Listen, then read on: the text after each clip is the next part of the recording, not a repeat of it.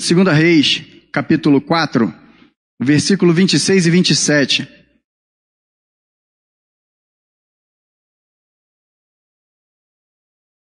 (26 e 27). Amém?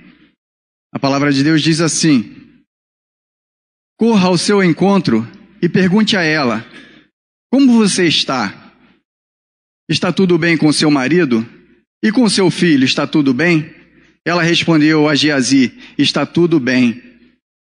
Ao encontrar o homem de Deus no monte, ela se abraçou aos seus pés. Geazi veio para afastá-la, mas o homem de Deus disse: deixa-a em paz, ela está muito angustiada. Mas o Senhor nada me revelou e escondeu de mim a razão da sua angústia. Amém. Podeis assentar. Amém.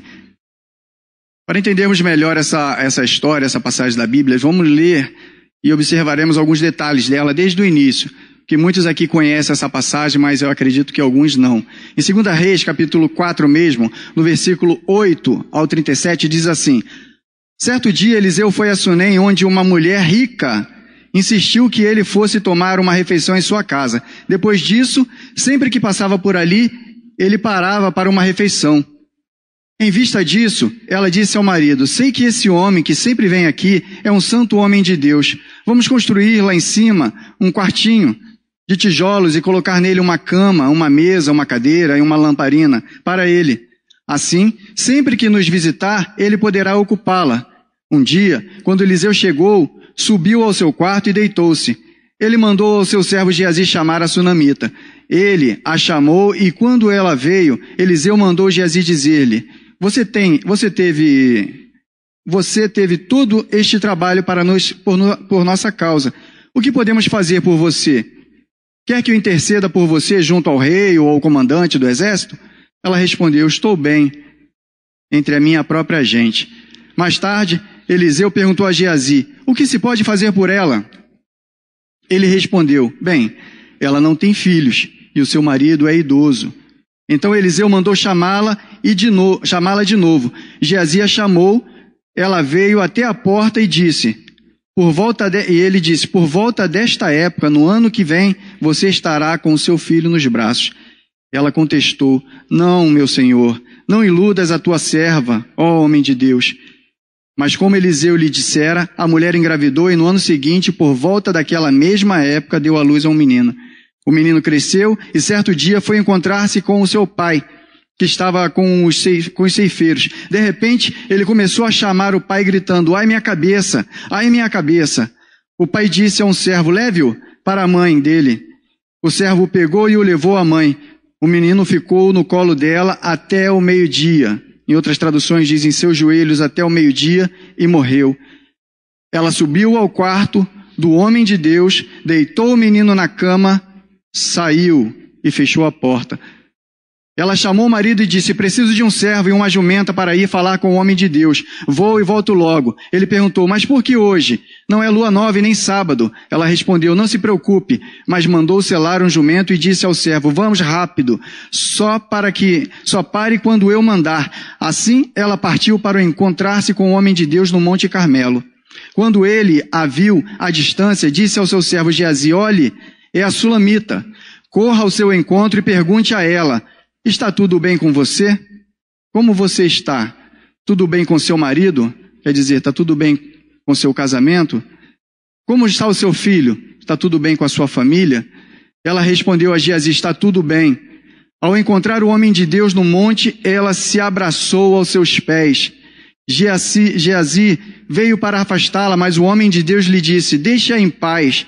Ela está muito angustiada, mas o Senhor nada me revelou e escondeu de mim a razão da sua angústia. Ele ficou confuso e disse à mulher: acaso eu te pedi um filho, meu senhor? Não te disse para não me dar falsas esperanças? Ela não foi pedir satisfação a ele.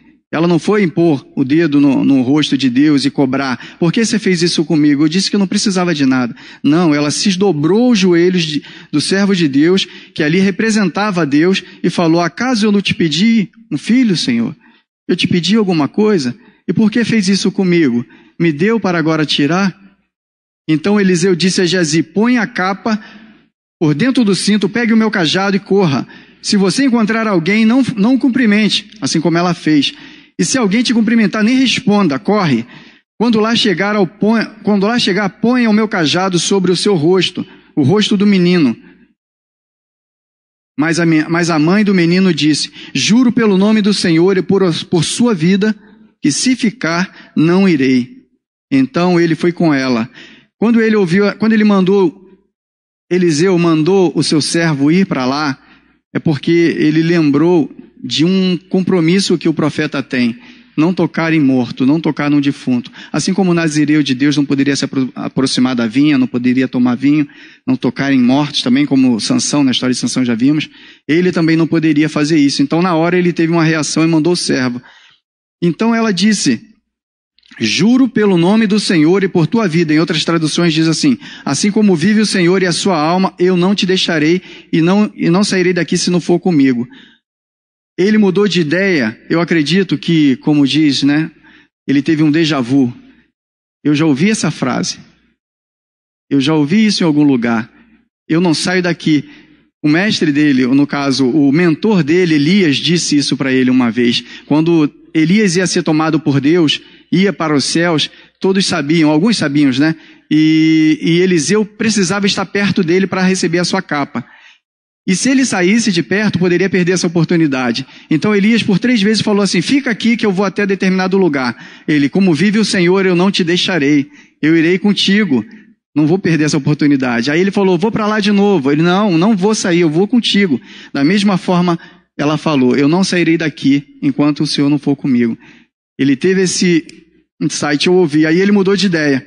Então ele foi com ela. No versículo 31, Geazi chegou primeiro e pôs o cajado no rosto do menino, mas ele não falou, nem reagiu. Então Geazi voltou para encontrar-se com Eliseu, ele já retornando. E Eliseu disse: o menino não voltou. E ele disse: o menino não voltou. Quando Eliseu chegou à casa, lá estava o menino, morto, estendido na cama. Do contrário que ela fez, ele entrou, fechou a porta e orou ao Senhor. Esse é como a gente vê num capítulo lá atrás, né, em Mateus, que diz assim: entra no teu quarto, fecha a porta, ora em secreto, que eu falarei contigo, né?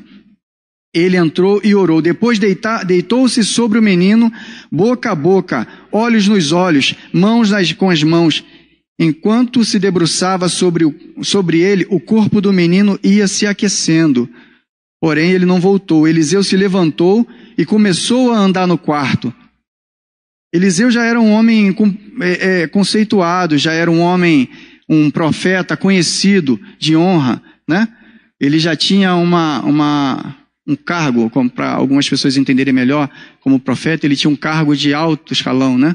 Ele falou para ela: quer que eu fale com o rei? Quer que eu fale com o chefe dos exércitos? Ele era alguém conceituado, e se ele fugisse desse compromisso tocando no morto, poderia pôr em risco a carreira dele como profeta, né? Então ele fez isso e o menino não viveu. Então ele levantou depois e andou pelo quarto. Eu acredito que ele continuou lutando com esse propósito de servir a Deus e de que esse milagre acontecesse. Porque se ele foi chamado por Deus, ele foi chamado para fazer a vontade de Deus. Ali, eu acredito que ele pôs Deus mostrou para ele. Eu fiquei pensando aqui, por que ele disse assim? Deus não me falou nada quanto a isso. Ela está angustiada, eu só fiquei sabendo agora. Deus não me contou nada. Ali Deus estava falando com ele. O que vale mais? A alma ou o seu cargo de profeta? Porque você não pode tocar defunto. Mas a ele precisa de você para acontecer esse milagre. E para isso você vai ter que tocar nele. E Eliseu, eu acho que pensou: se eu tocar e ele não ressuscitar, eu não vou ser mais profeta ou vou perder a credibilidade? Não importa. Ele foi chamado para aquilo e Deus fez com que ele tomasse essa decisão na hora. Então ele foi até lá e tocou. Depois subiu na cama pela segunda vez e debruçou-se mais uma vez sobre o menino. O menino espirrou 7 vezes e abriu os olhos. Eliseu chamou a Geazi e mandou chamar a sunamita, e ela obedeceu. Quando ela chegou, Eliseu disse: pegue o seu filho. Ela entrou no quarto. Agora, prostrou-se aos seus pés, curvando-se até o chão, então pegou seu filho e saiu. Amém? Amém. Ela chegou, reconheceu a grandeza de Deus, reconheceu o milagre dele, reconheceu que Deus ali pôs à prova não só a fé de Eliseu, mas a fé dela também. Deus provou os dois ali naquele momento. Ele não tentou, ele provou os dois naquele momento. Eu te dei para te agradar, você não me pediu nada, claro. Aqui no texto eu me perguntei, por que dizer que ela era rica? Que diferença faria nisso? Aqui essa diferença que eu entendi foi que, embora ela fosse rica, o quartinho que ela fez para ele foi um quartinho de tijolo. Um quartinho simples, com uma caminha, uma lamparina. Por quê? Porque ela não queria chamar a atenção dele para isso. Ela não queria despertar nenhuma dúvida quanto ao que ela estava fazendo para Deus. Eu não estou te dando um quarto luxuoso para te agradar, para te impressionar, Eliseu. Eu estou fazendo isso porque eu quero a presença de Deus na minha casa. Eu não quero só de passagem, uma vez ou outra, quando você passar por aqui e vier almoçar comigo, e vai ser tão bom, mas de repente você vai embora. Não, eu quero que Deus tenha um cantinho na minha casa, para habitar ali. Aquele canto é seu, não no porão, lá em cima, no lugar mais alto da minha casa, no lugar que todos possam passar e ver. Ali é o quarto de Deus, ali é o lugar que Deus está presente na minha casa, na minha família. Então ela fez isso para ele, e ele quis agradar de alguma forma, como a gente às vezes recebe alguma coisa de alguém. Eu falo muito com a minha esposa, quando alguém faz uma gentileza pra gente, ou na rua, ou sei lá, em qualquer lugar, a gente quer dar um presente para a pessoa. Aí eu falo, não, por que dar um presente? A pessoa quer ser útil, quer ser gentil, deixa ela ser gentil. Porque principalmente criança, adolescente, se a pessoa está querendo te agradar e você dá algo em troca, você torna aquela pessoa interesseira. Eu vou fazer para ganhar mais com retorno, né?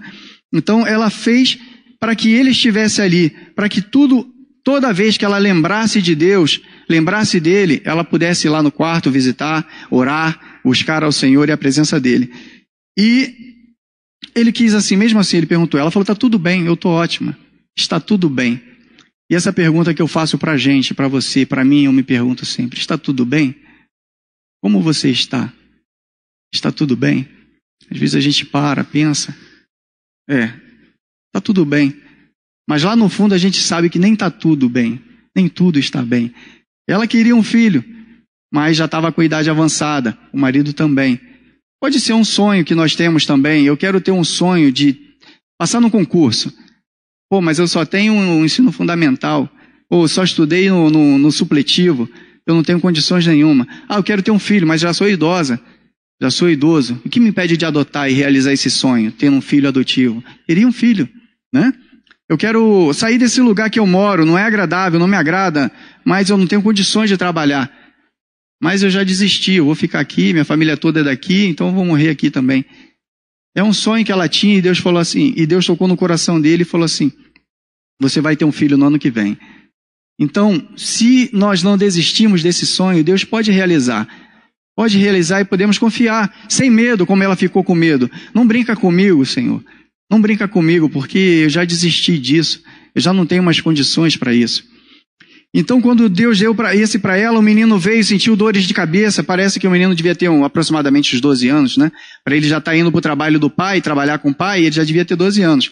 E o menino teve fortes dores de cabeça, como diz aqui, né? O menino cresceu, em certo dia foi ao encontro de seu pai, estava com os ceifeiros, de repente teve muita dor de cabeça e diz, ai minha cabeça, ai minha cabeça. O pai disse ao servo, leve-o para a sua mãe. O pai disse para o servo, leve para a sua mãe, mas ficou lá trabalhando. Quando que você imagina que seu filho está passando mal a ponto de quase morrer, você vai continuar trabalhando e vai deixar ele lá com a mãe? Não. Então eu imagino que aqui nessa situação o garoto já devia estar passando por dores de cabeça há algum tempo. Já devia ter algum mal-estar há algum tempo e talvez a família estivesse negligenciando. Talvez nossos filhos estejam nos dando dor de cabeça, né? Nos trazendo preocupações, ou nós mesmos com algum problema que está, mas é só uma dor de cabeça. Vai passar, e a gente passa negligenciando esse problema, negligenciando e deixando para depois, até que aquilo se torna um problema muito grave, a ponto de o menino voltar para casa, a sua mãe pôs em seus joelhos, quer dizer, Ela aqui diz assim, o pai disse, ela subiu ao quarto, não, antes ela gritando, minha cabeça, minha cabeça. O pai disse ao servo, leve-a para a mãe. Versículo 20, o servo pegou-a, levou para a mãe, o menino ficou nos seus joelhos até o meio-dia, quer dizer, ela ficou orando por ele. Eu entendo que ela aqui simboliza, ela ficou de joelhos, orando por ele até o meio-dia, até que ele desfaleceu e morreu. Ela não desistiu das orações. Eu lembrei de uma passagem de Davi, quando ele orava pelo seu filho, que estava doente. Ele orou por 7 dias, jejuou, e o menino morreu. E Deus falou que ia morrer. Então morreu, é a vontade de Deus, ele seguiu, porque ele sabia que era a vontade de Deus. Mas ela aqui, ela não aceitou aquilo. Ela subiu ao quarto, botou o menino na cama do profeta Eliseu, fechou a porta e foi embora. E ela no caminho chamou o marido e disse, eu preciso, no versículo 22, de um servo, uma jumenta para ir com o homem de Deus. Vou e volto logo. A preocupação do pai foi qual? No versículo 23. Ele perguntou, mas por que hoje? Não é lua nova nem sábado? Qualquer pai, em sã consciência, perguntaria, cadê meu filho? Cadê o menino? Ele saiu daqui desfalecido, cadê o menino? Não, o pai perguntou, mas hoje não é sábado. Então, por isso que eu imagino que esse problema já devia estar acontecendo há um tempo e ela foi negligenciando. Ela respondeu, não se preocupe. Ela mandou selar o jumento e foi. Quando ela foi pelo caminho, eu imagino que a distância era de aproximadamente uns 25 quilômetros, se eu não me engano. Em cima de uma jumenta é uma distância doída, né? De ir balançando e essa oportunidade de ir daqui até lá, do lugar onde ela estava até o profeta orando a Deus e indagando ao Senhor. Eu imagino que pode ter passado pela sua cabeça, como no Salmo 22, no versículo 1 e 2, que diz assim, Deus meu, por que me abandonaste? Por que está tão longe dos meus gritos de angústia? Deus meu, eu clamo de dia, mas tu não me ouves. Clamo de noite e não tenho alívio. Quer dizer, eu te busco constantemente e meu coração está angustiado. Meu filho está lá morto. Eu estou no caminho, mas eu estou angustiada. No Salmo 42, no versículo 3 ao 5, diz assim, minhas lágrimas têm sido meu alimento nesse caminho, de dia e de noite, pois me perguntam o tempo todo. A sua consciência pergunta para ela entra num conflito entre seu coração, sua consciência e sua fé. Onde está o seu Deus? Quando eu me lembro dessas coisas, choro angustiada, pois eu costumava ir com multidão conduzindo a procissão à casa de meu Deus, com cantos de alegria e de ações de graças entre multidão que festejava, como comemorando o aniversário do seu filho, ano após ano, né?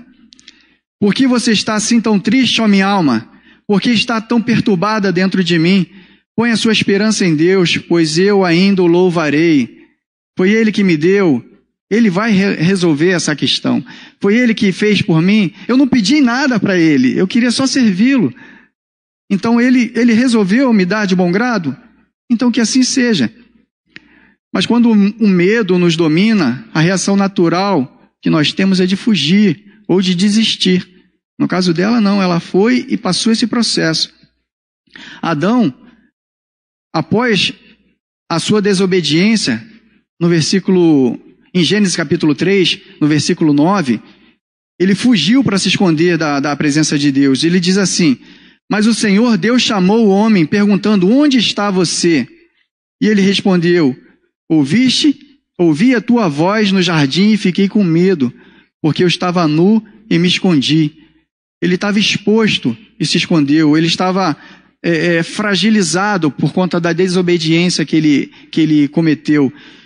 E o que fez Pedro também, ao ver Jesus na praia após Jesus ter ressuscitado, ele fugiu também do barco porque ele estava nu.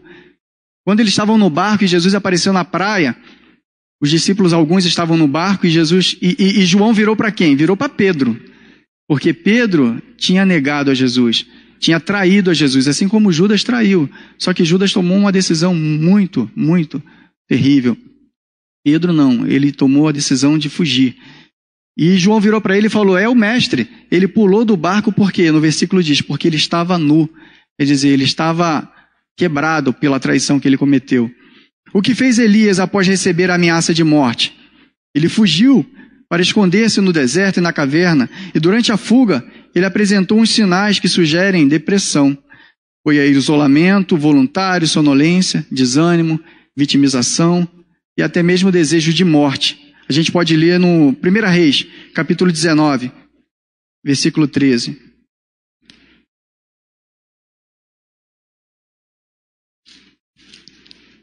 Primeira Reis 19, versículo 3 até o 11. Ele diz assim: Elias teve medo e fugiu para salvar a vida. Em Betseba de Judá, ele deixou o seu servo e entrou no deserto caminhando um dia. Chegou ao pé de Giesta, sentou-se debaixo dele e orou pedindo a morte. Ali ele já estava desistindo da sua vida. Já tive o bastante, Senhor. Tira minha vida. Não sou melhor do que os meus antepassados. Depois se deitou debaixo da árvore e dormiu. E de repente um anjo tocou nele e disse: levanta-te e coma. Elias olhou ao redor. Ali, junto à sua cabeça, havia um pão assado sobre as brasas quentes e um jarro de água.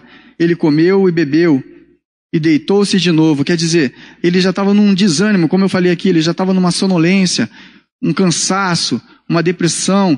Ele nem levantou, ele olhou para o lado, ele viu a comida, ele pegou, comeu e caiu no sono de novo. O anjo, no versículo 7, o anjo do Senhor voltou, tocou nele e disse: levanta-te e coma, pois a viagem é muito longa. Então ele se levantou, comeu e bebeu, se fortaleceu com aquela comida, viajou 40 dias e 40 noites até a chegada a Horebe, o monte de Deus, e ali entrou numa caverna. A palavra do Senhor veio a ele: o que fazes aqui, Elias? Por que você está aqui? Não é o lugar de se esconder, não é o momento de se esconder. No versículo 15, diz assim: volte para o caminho por onde veio e vá para o deserto de Damasco. No versículo 18, diz assim: no entanto, fiz sobrar 7.000 em Israel, todos aqueles cujos joelhos não se dobraram e não se inclinaram diante de Baal, e todos aqueles cujas bocas não o beijaram. Quer dizer, eu estou sofrendo, às vezes eu acho que só eu estou passando por isso. Por que comigo? Por que só comigo? Todos desistiram, só sobrou eu. Deus falou para ele: quem disse que sobrou só você? Ainda tem 3.000 lá que não se dobrou, que não beijou os pés de Baal. Ainda estão lá, firme. Deixa disso, cara, levanta. Se alimenta, lê a palavra, se alimenta, busca, ora, volta para lá e faz o que eu te designei para fazer. Então a reação é essa: se levantar e reagir.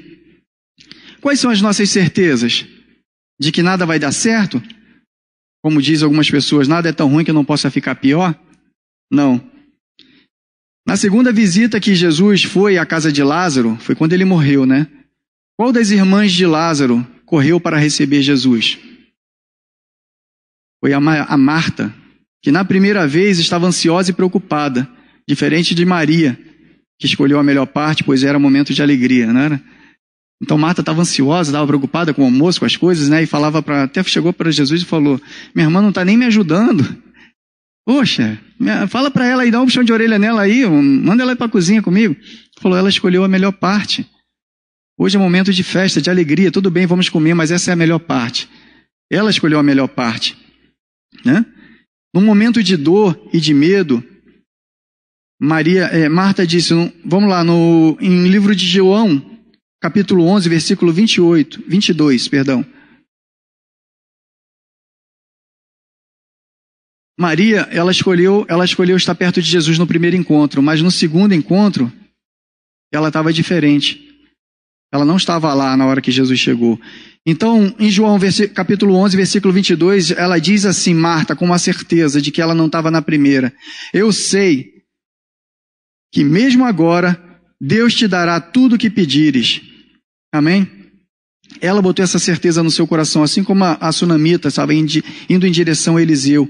Em João também 11, no versículo 42, Jesus disse, eu sei que sempre me ouves, mas disse isso por causa do povo que está aqui, para que creiam que tu me enviastes. Como eu perguntei, quais são as nossas certezas? Jó, no capítulo 19, o versículo 25, Jó disse assim: eu sei que o meu Redentor vive e que no fim se levantará sobre a terra. Essa é a certeza que temos que ter no nosso coração. Eu sei que Ele me ouve. Eu sei que Ele sempre me ouve. Eu posso não ouvir a resposta, mas Ele está me ouvindo. Ele está me ouvindo. E eu sei que Marta falou para Jesus, eu sei que se pedir para Deus, Ele vai te ouvir. Se a Rebeca me pedir qualquer coisa, a minha vontade é de dar. Ela me pede um bolo de chocolate, a minha vontade é de dar, mas eu não posso fazer aquilo naquela hora. Então, nesse segundo encontro, a Maria ela já não estava tão atenta como no primeiro. Ela estava dominada pela dor, pela perda do seu irmão. No capítulo 11 ainda de João, no versículo 28 e 29, ela ouviu a seguinte frase: o mestre está aqui e está chamando por você. Ela levantou-se depressa e foi ao encontro dele. Quer dizer, ela estava sofrendo tanto que ela não conseguia mais ouvir, ela não conseguia mais levantar a cabeça e ver que Jesus estava ali como da primeira vez. Da primeira vez não importou nada para ela. Nada para ela. Eu anotei uma frase aqui que eu ouvi que disse assim: quando você tem muitos problemas até descobrir uma doença. Agora você tem apenas um problema. Entende? Marta tinha um problema ali agora. A morte do seu irmão. Então ela se levantou e foi correndo quando ela ouviu o chamado dele. Ele está chamando por você. Ela levantou depressa e foi ao encontro dele. Ao sentir mais medo do que fé, o que fez a Esther, a rainha Esther? Ela tinha mais medo do que fé. Ela até falou com o tio dela: não é a hora, se eu for falar lá com o rei, ele pode mandar me matar, porque é a regra, é a lei. Mas ela fez o que? Ela se levantou e foi ao encontro de quem poderia resolver a sua questão. Ela foi lá, se morrer, morri. Fazer o quê? Vou morrer agora ou vou morrer depois? O que falou Deus para Elias lá no deserto? Ele falou: levanta, reage, cara. Faz a sua parte que eu faço a minha. A sua parte é levantar e andar. A sua parte é levantar e seguir. Eu entendo que nada adianta saber o que fazer quando não temos forças para fazer, né? Por isso Deus disse ali em 1 Reis, no capítulo 19, no versículo 5 e 7, Ele tocou 2 vezes nele, 2 vezes. Ele tocou e disse: coma, cara. Deus apareceu para Elias 2 vezes lá, através do anjo. Apareceu uma, ele comeu e dormiu de novo. Aí ele apareceu a segunda: levanta e come, cara. Deus não desiste de você. Não desista dele também. Não desista dele, não desista do propósito que ele botou no seu coração. Continua buscando. Ele falou: coma, pois a sua viagem ainda é muito longa. Ela pegou esse percurso até o Monte Carmelo. Era uma viagem longa. Para uma mulher em cima de um jumentinho, era uma viagem longa. E ela foi. E no caminho, as coisas não vão mudar da noite para o dia, né? As coisas vão mudar com a sua perseverança, com a sua busca. Ela encontrou Geazi no caminho, quando o Eliseu falou para ela, e mandou ele falar com ela, ela falou, ele perguntou: tá tudo bem? Tá tudo bem? Ela falou: tá tudo bem. Quer dizer, eu não vou ao encontro de Geazi, eu estou indo ao encontro de Eliseu, eu estou indo ao encontro de Deus. Hoje a gente expõe as nossas vidas voluntariamente nas redes sociais. Põe se você está feliz, põe se você está triste. É uma carência terrível de exposição. A gente desabafa com quem não pode resolver os nossos problemas. Muito pelo contrário, pode prejudicar ainda mais a nossa vida. Eu lembrei do rei Ezequias, depois que ele teve aquela doença. Deus queria levar ele, cara. Deus queria ter um encontro com ele naquele dia, mesmo ele não estando bem. Ele não estava bem, tanto que o profeta Isaías falou com ele assim: põe a tua casa em ordem, que nessa noite eu venho te buscar. Não, com outras palavras, põe a sua casa em ordem, porque essa doença, você não vai se curar, você vai morrer. Ele se desesperou, virou a cara para a parede, implorou ao Senhor, orou ao Senhor. Quer dizer, ele queria aquela palavra fofinha, né? Aquele evangelho fofinho. Se talvez o profeta tivesse dito assim: hoje você vai para o céu, vai morar com Jesus, hoje você vai andar naquelas ruas lindas, lá não haverá dor, não haverá tristeza. E ele talvez entendesse a mensagem, né? Hoje as pessoas têm que falar bem mastigado. Se você manda uma mensagem, a pessoa: vamos estar comigo? Não. Caramba, não, tu é grosso. tem que mandar um smile ali, ó, rindo. Não, obrigado, hoje não dá. Não é bem assim. Não. Deus falou com ele, conserta a tua casa que nessa noite eu venho te buscar. A palavra de Deus diz assim, não sabemos o dia e nem a hora que ele virá nos buscar. Mas ele teve essa oportunidade de saber. Se ele fizesse isso, ele teria consertado e estaria com Deus. Mas ele não, ele virou a cara para a parede e lembrou ao Senhor. Lembra, Deus? Lembra que eu fui fiel? Lembra que eu dei o meu dízimo? Lembra que eu fiz a minha oferta? Lembra que eu ensinei? Lembra que eu fiz a minha parte? Ele jogou no rosto de Deus o que ele fez. Como se fosse, eu fiz pelo Senhor e agora vai fazer isso, vai deixar eu morrer de doença? Na porta, Isaías voltou e falou com ele, então estaremos quites. Deus falou que te dará mais 15 anos de vida. 15 anos de vida, estamos quites. Em outras palavras, não te devo mais nada, você não me deve mais nada. Outras pessoas eu já ouvi falar assim que, maravilha, Deus mudou de ideia e ele não morreu e teve mais 15 anos de vida. 15 anos de vida de destruição na família dele. 15 anos de vergonha que ele passou. Seus filhos foram levados para ser eunuco na Babilônia. E no final dessa história, a palavra de Deus vem aí e ele fala assim, quando o profeta Isaías fala, seus filhos serão entregues para ser eunuco. Ele fala, boa palavra. Que boa palavra! Um homem que tem um filho homem, que o fim dele vai ser eunuco, isso é uma boa palavra? Isso é um covarde que fala isso. Sabe por que ele falou isso? Porque na geração dele, ele não sofreria. No reinado dele, ele não sofreria, ele não morreria naquela dor. Mas a história dos filhos dele seria terrível. Mas aí já não estou mais aqui. Eu não estarei mais aqui. Quando vieram os homens da Babilônia, e ele abriu o seu coração, Isaías voltou para ele e falou assim, quem são esses homens? Aí ele falou, são os homens lá da Babilônia, souberam que eu estava doente e vieram com presente. Quer dizer, são pessoas que eu não conheço. O que você fez? Eu abri a porta, mostrei todo o meu reinado para ele. Eu mostrei tudo que eu tenho, riqueza, meu exército, minhas defesas, o que eu gosto, o que eu não gosto, eu contei tudo para ele. Aí Isaías falou para ele assim, chegará o tempo em que virão e levarão tudo da sua casa. E foi o que aconteceu com ele.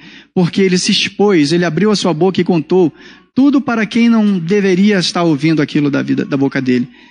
A oportunidade que ele tem é de falar com Deus. Senhor, essa é a hora, vou morrer de doença.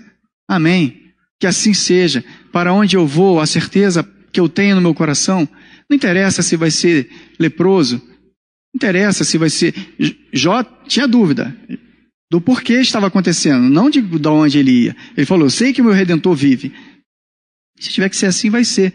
Mas hoje a gente fica com medo de falar da morte. Eu fico pensando, eu acho estranho o cristão que não consegue ter um diálogo sobre a morte. O pastor está estudando a filosofia e eu gosto também bastante. E as pessoas, quando você começa a conversar, ficam, não, falta pouco fazer a cruz assim. Deus me livre. Não, mas qual é o objetivo? O objetivo é esse, né? O objetivo é o final da história. Então, concluindo aqui, em 2 Reis, ele subiu ao quarto, 2 Reis, capítulo 4, versículo 21, ele subiu ao quarto do homem de Deus, deitou o menino na cama, saiu e fechou a porta. Não tinha forças para orar, ela, né, no caso, voltando um pouco lá. Caminhou ao encontro de quem poderia resolver a situação. Em Romanos, no capítulo 7, versículo 19, vamos ler. Romanos,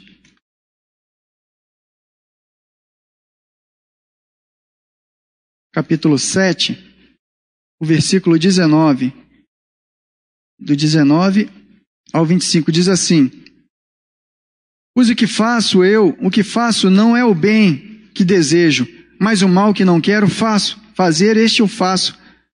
E se eu continuo fazendo, pois o que faço não é o bem que desejo, mas o mal que não quero fazer, este faço, e continuo fazendo. Ora, se faço o que não quero, já não sou eu quem faz, mas o pecado que habita em mim. Assim, encontro esta lei que atua em mim. Quando quero fazer o bem, o mal está junto de mim. No íntimo do meu ser, tenho prazer na lei de Deus, mas vejo outra lei atuando nos membros do meu corpo, guerreando contra a lei da minha mente, tornando-me prisioneiro da lei do pecado, que atua em meus membros. Miserável homem que sou, quem me libertará o corpo que está sujeito a esta morte. Eu não faço aquilo, eu quero fazer uma coisa, eu quero acreditar, eu quero confiar, eu quero ter essa certeza, mas eu não consigo e fica guerreando comigo. Às vezes eu erro, às vezes eu vacilo, mas o Senhor, Ele nos quer assim. Ele veio, não foi para sãos, Ele veio para os doentes, certo? Então, muitas vezes, na nossa mente, a guerra é essa. Por mais que eu não exponha a minha vida nas redes sociais, para ter aqueles ataques, né, de pessoas que ficam dizendo, como disse aqui no versículo em Salmos, onde está o seu Deus? Algumas pessoas podem te dizer isso, onde está o seu Deus? Você está doente, vive doente, onde está o seu Deus? Por mais que pessoas não tenham liberdade ou coragem para falar isso, na nossa cabeça a gente tem essa dúvida muitas vezes, mas temos que ter essa certeza de que Ele está conosco. Há uma guerra entre o meu espírito e a minha carne, isso nunca vai acabar até a morte, nunca. Então não posso desistir dessa minha missão aqui, dessa minha convicção que é estar com Ele um dia, e nada pode me separar do amor de Cristo Jesus. Esse deve ser o nosso pensamento, nada pode nos separar dele. Martin Luther King disse assim: eu não sou quem eu gostaria de ser, eu não sou quem eu deveria ser, mas graças a Deus eu não sou mais quem eu era. Amém? Graças a Deus eu não sou mais quem eu era. Eu estou longe de ser ainda o que eu preciso ser, mas eu fico feliz de estar aqui falando, não pregando, né, mas explicando a palavra de Deus para vocês. Em primeiro lugar, feliz porque Ele falou comigo em primeiro lugar, falou: como você está? Como está você? Está tudo bem? Tem certeza, Robson, que está tudo bem? Aparentemente está tudo bem. Você vai ter um filho agora, está empregado, está feliz, mas está tudo bem? Será que está tudo bem? Continue caminhando, porque Ele é o caminho. E é no caminho que Ele se revela a nós. Foi no caminho de Emaús que Ele se revelou aos discípulos. E foi no caminho que Ele se revelou a Paulo. Do contrário, a sunamita que fez Eliseu, ele entrou no quarto, fechou a porta, orou e Deus atendeu a sua oração. Amém? Fica essa lição para nós, para mim, para você. Espero que Deus tenha falado contigo assim como falou comigo no meu coração. Amém. Amém.